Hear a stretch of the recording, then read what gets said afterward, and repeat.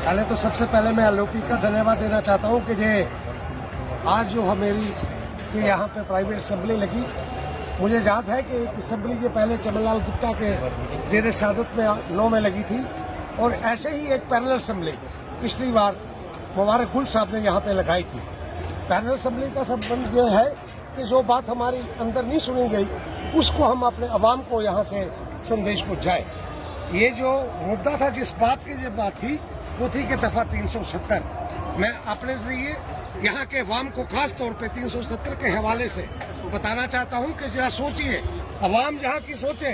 ये जो national conference PDP और बाकी लोग जो यहाँ पे बात कर रहे हैं उस पर ध्यान दें कि 370 थी तो कश्मीर का क्या हाल था। 370 थी तो यहाँ पत्थरबाज कहाँ थे। 370 थी तो गिलानी का कैलेंडर कैसे यहाँ पे चलता था। 370 थी तो बेरोजगारी कितनी थी। 370 थी तो यहाँ पे होटलों का काम कैसे था। यहाँ पे होटलों के अलावा रिक्शा वाले का काम कैसे था। डल लेक का क्या हालत था। मैं साफ बताना चाहता हूँ, दफा 370 हटने के बाद जो यहाँ पे खुशहाली का आलम आया है, जो यहाँ पे एक भाईचारे का संदेश यहाँ पे आया है, और खास तौर पे कहूँ तो यहाँ की इकॉनमी, और इकॉनमी में जो पिछले साल का आंकड़ा है आप उसको देखें। पिछले साल का आंकड़ा क्या बोलता है। यहाँ पे 2 करोड़ 30 लाख जो यात्री थे, यहाँ पे टूरिस्ट थे, वो कश्मीर में यहाँ पे आए। इसी तरीके से श्री माता वैष्णो देवी के दर्शन करने के लिए 1 करोड़ के जाए।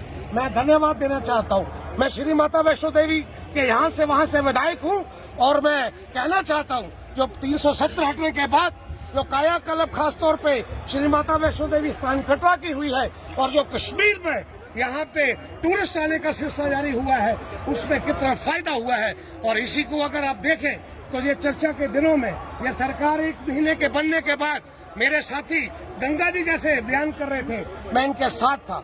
आज वहाँ पे लोग ये कह रहे हैं कि हमने बहुत बड़ी गलती की है।